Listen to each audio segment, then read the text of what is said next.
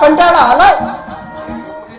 नीट झोपूही देत नाही आणि पाणी देऊ देत नाही. मला तर नाही तर नाही, त्या कमलाकर बाबूंना सुद्धा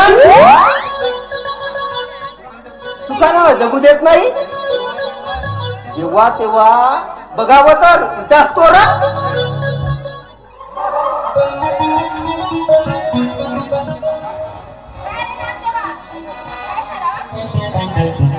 काही नाही काही नाही, जे होत ते बरोबर म्हणतात.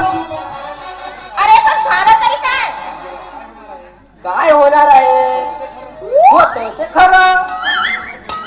आम्ही मूर्ख डोळे असून सुद्धा बघतो आंधळाप्रमाणे.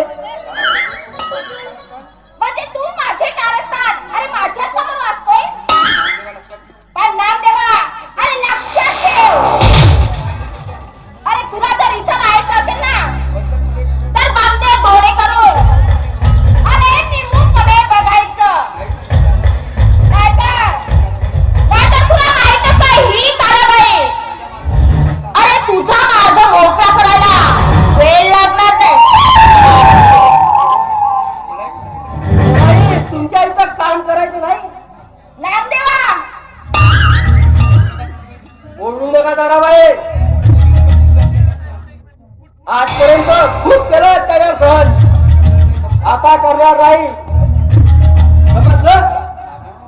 नाम्या अरे तू या ताराबाईला ओळखत नाही.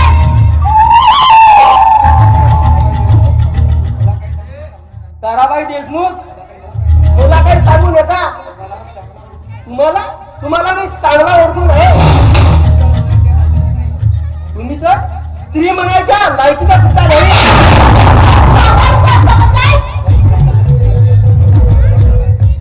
भ्रष्ट कलंकित स्त्री असली त्या नालायक नागरिकाच्या बरोबर साडे करता आणि ते स्वतःच्या नवऱ्याचा छळ करता. तुम्ही स्त्री नाही तर पशु आहात, पशु.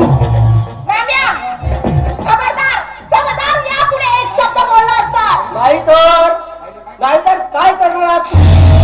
काय करणार आहे? हे बघ आताच्या आता या घरातून चालता हो. समजलंय? जातो.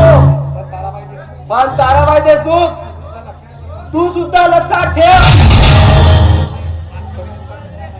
तू सुद्धा कधी सुखाने जगणार नाही.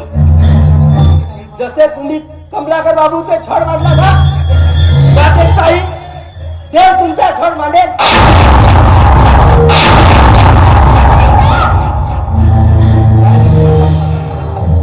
या नोकराला खाता खाता हात मागते आणि अरे जेव्हा तुम्ही उपाशी मारतील ना अरे तेव्हा कळेल तुला.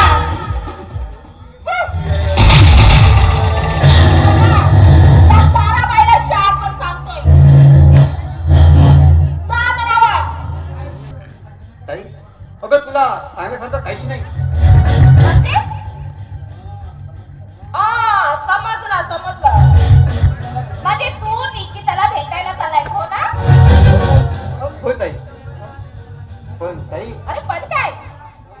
अरे बोल ना, गप्प का? मी का म्हणते ताई, तुझ्याकडे पैसे आहेत? म्हणजे माझ्या दादाला पैसे हवे. होय ताई. अगदी बरोबर. अरे मग चिंता कशाला करतोय? काढ लवकर मग पहिले खाऊन टाका पाहिजे. अगं मी हात जोडून विनंती करतो, मला नवरा नाही समजला तरी चालेल. मला इथं एखाद्या नोकराप्रमाणे ठेव ग. पण माझा खेळ मानू नकोस ग.